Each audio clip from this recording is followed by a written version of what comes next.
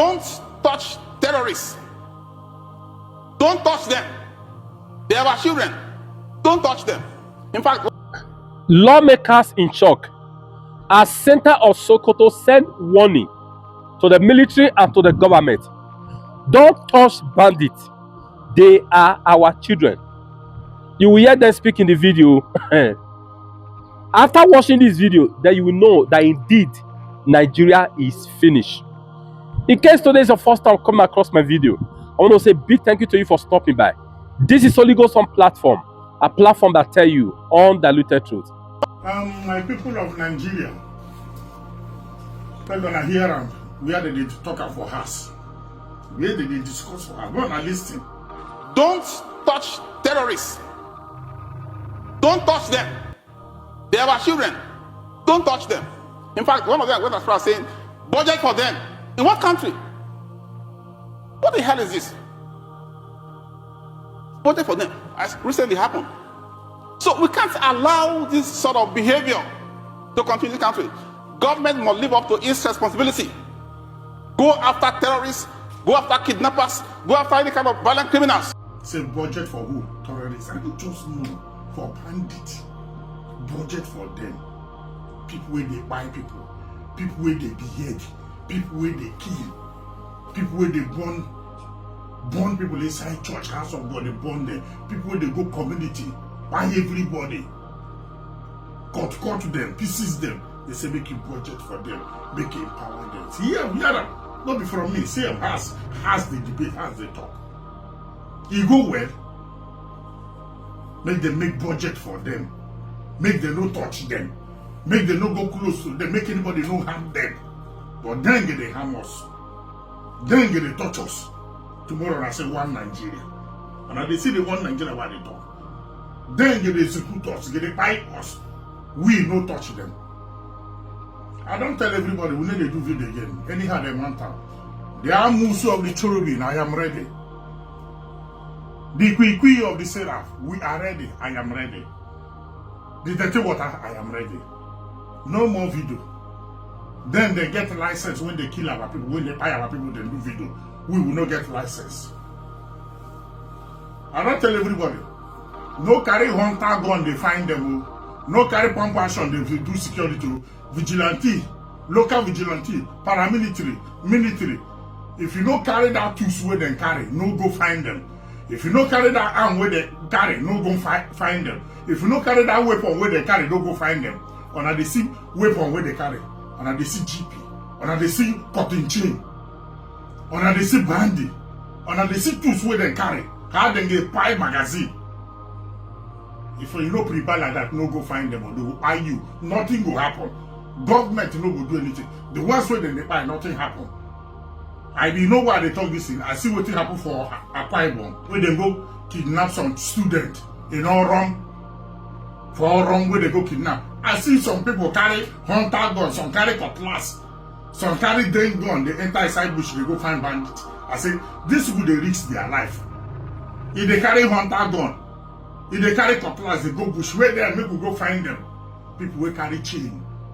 People will carry cotton chain, carry GP, carry brandy. We load enough magazine, buy na 44, 33, 55. If they go with the gun gun. Tomorrow they say na government send you. Tomorrow they say na community send you. Tomorrow they say na elders send you. Tomorrow they say na the state send you. No go risk your life, oh. No put your life for risky. Any vigilante, any security, any paramilitary will no go hold gun. Day for road for night. Do checking. No go. If they buy you, nothing will happen. Do I have the uncle here? Do I tweet at them on the Garpali? Do you? Me on it to a Gavada. What then on? Then I said, we don't eat to the Pali. Oh, when can you? Yeah, I'm going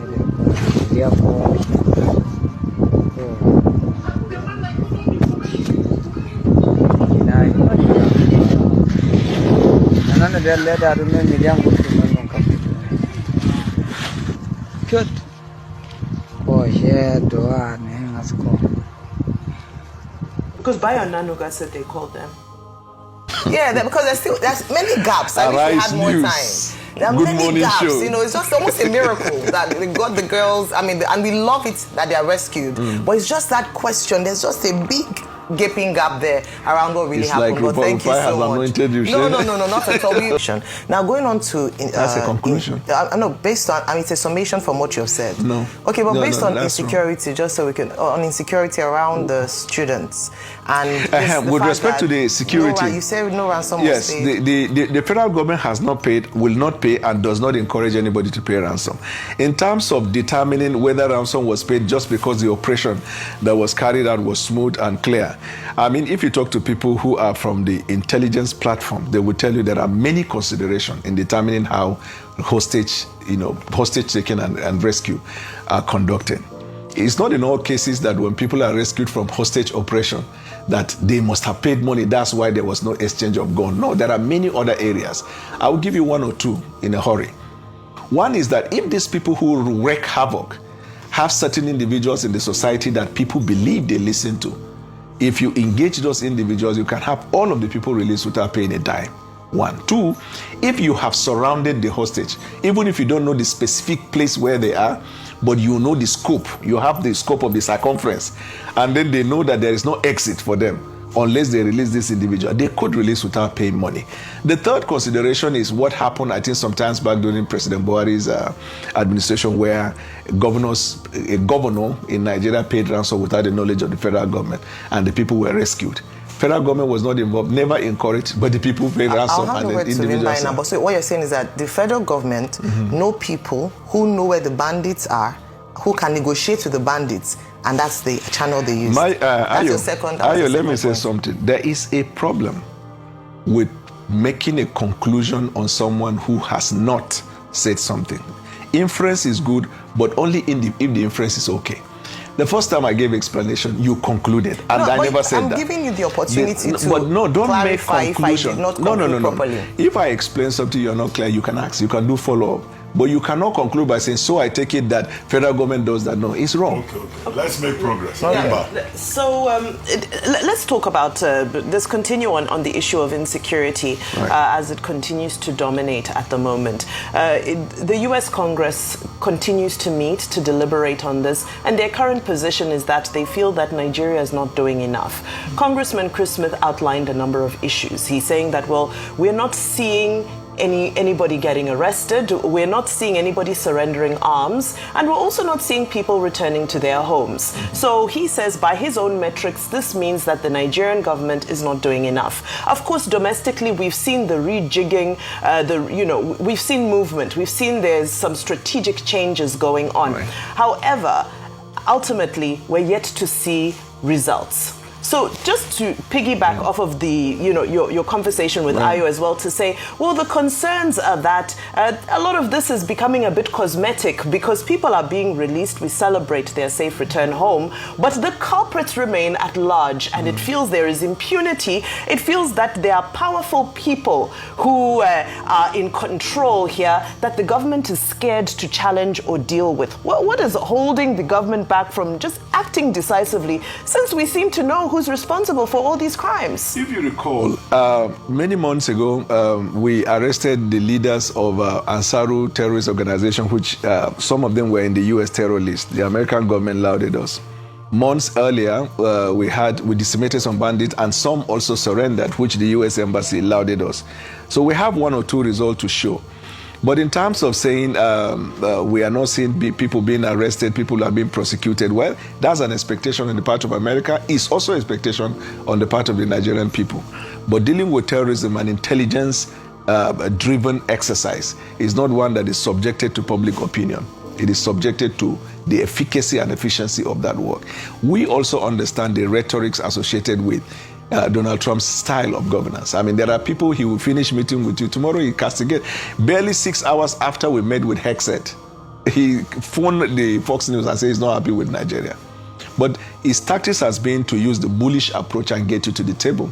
I mean, Saudi Arabia is a country of particular concern But he gave a red carpet welcome to MBS, and they signed a deal for $600 million US. He was even asking to go beyond to $1 trillion.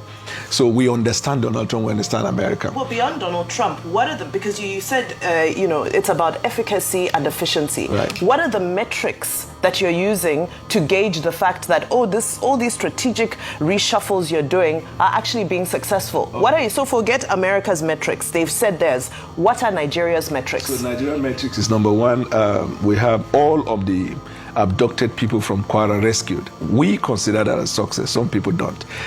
We have 26 or so from KB that were rescued or recovered. Some people feel it is not enough. On the government side, we feel it's a way to go. We have these other ones from Niger that we're hoping in the coming from Niger State? Yes. That we're hoping more will come. We on the government side, we might see a success, or some people will see it differently. We have the president, ordered security emergency and asked that police recruit 50,000, military recruits over 20,000. Police have, I think, they are deployed, or rather recall 11,000. DSS is sending people to the forest to help with the forest rangers, and then we are bringing back the Save the School initiative, where we bring students from outskirts under this arrangement of a mega school. Those ones in local government will bring them back to the unity school. If you know northern Nigeria is different from south. In southern Nigeria, one state to the other, the proximity is small. In the northern Nigeria, from one state to the other might be like from one country to another. We have large expanse of land, we have ungoverned spaces. These are the places they exploit. But we can't arrest people. What about those ones who've arrested and we are prosecuting them? What about the ones that are responsible for these rescue and recovery missions? If we have them, we arrest them. Okay. And if we arrest them, we prosecute them. The Terrorism Prevention Act is clear. In your monologue earlier, I overheard, I don't know if it was you or somebody who was saying that there is analysis. I'm so sorry. Debate. Sorry, I take it back. Where we're talking about amendment of the law, Terrorism Prevention Act, to define bandits. All has been taken care of. In 2022, there was a federal high court decision that the federal government should declare. And the federal government did that. Daniel Bola, I mean, when you are not speaking for government, you are a lawyer. That's your main calling. And now, one of the things that came out of this latest joint congressional hearing in the U.S. was the recommendation that the Nigerian government should declare Sharia law unconstitutional, and that all these Hisbah units in the 12 northern states of Nigeria should be disbanded by President Bola Ahmed Tinubu. Well, I had commented on this, but you are very familiar with the issue of Sharia law and its constitutionality. Yeah. But can even the United States dictate to Nigeria how to conduct its internal affairs? They don't have the locus. Or order that the constitution should be amended. They don't have the locus. On their say-so. In doing that, it will amount to infringing on the territorial integrity and territorial right of a country. Even the threat of possible military invasion is still not consistent with the UN Convention, because there are only 3 conditions upon which another country will invade militarily. Either you are invited by that country, or you are at war with that country, or the United Nations ask you to be in that country. But all of the threats to come, it is still also a threat to sovereignty. The Sharia law is not a national law. We also practice federal system of government, although their own is more advanced. But our own also recognizes that the federal government cannot make laws for the states. But the state's power to make laws is also subject to the overriding powers of the federal government. Some of these congressmen who come from the Republican Party, they are not very detailed in the way they carry out their congressional duties. And when you are more powerful than the other, you can afford, even your misbehavior will be seen as a style. That's what is happening. But we differ with them with this idea of asking us to amend the Constitution. Nigeria is a sovereign state, has never been colonized by America anywhere. And we are not Venezuela. And we are not Venezuela. We have to go now. We have mosquitoes. But for the avoidance of doubt, that can infect soldiers. Dr. Boala, for the avoidance of doubt and so that you're not misconstrued, I really want to set the record in terms of your statement around. I just want you to clarify that does the federal government have people who negotiate on their behalf with terrorists? So we don't have. Okay. And if you find out, we'll be happy to know who the people are. No, okay, all right, thank you. It's just that question around how that was done. It's the federal government is even telling the governors now not to be subjected to negotiation. But when it comes to individual families, you cannot, if somebody's child or children are in abduction, despite what federal government says don't do that, they can decide to do without the knowledge of the government. But it's not a state policy. Because Bayo Nanoga said they called them. Yeah, because there's many gaps. I wish we had more time. There are many gaps. It's just almost a miracle that they got the girls. I mean, and we love it that they are rescued.